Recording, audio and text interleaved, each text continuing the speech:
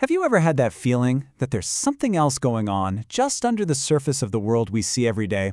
A whole new system working silently in the background. Well, today we're going to pull back the curtain on a concept that is quietly, but totally, reshaping our lives. It's called the Ghostonomy, and we're about to find out exactly what it is. So that's the big question, right? What is this invisible force that feels like it's everywhere and nowhere all at the same time? Now, it's not supernatural, but it is kind of mysterious, and it's affecting everything from the way we eat to the way we work. So let's dig in and solve this thing together. And you know what? Turns out the answer has been hiding in plain sight this whole time.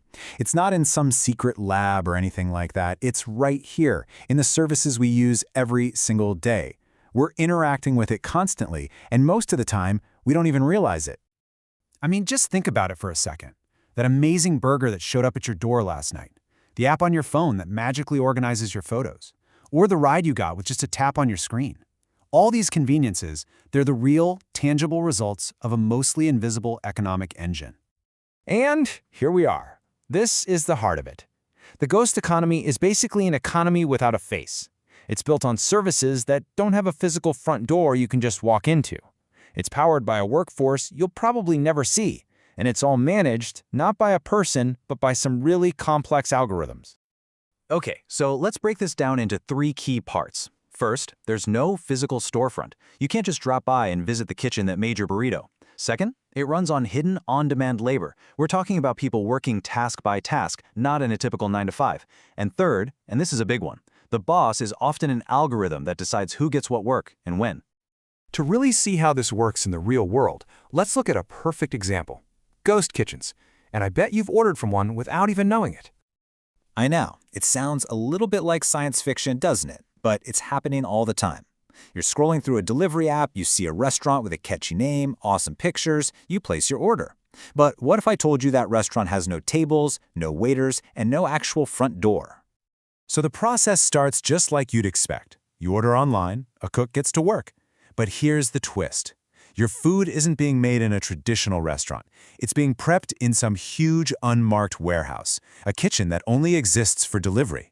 It might even be sharing that space with 5, 10 other restaurants that are really just different brands. That is the ghost in the system. And this chart just lays out the difference so clearly. A traditional restaurant is a physical place, right? A brand you can see, staff you can talk to. A ghost kitchen, it strips all of that away. The entire experience is digital, the location is hidden, and your interface isn't a person, it's an app. But the Ghostonomy isn't just about kitchens. Oh no, it goes way deeper, right into the very nature of what a job is. And that brings us to our second case study, the human side of this invisible economy, something people are starting to call ghost work. You know, so many of the smart services we take for granted actually rely on this huge global on-demand workforce.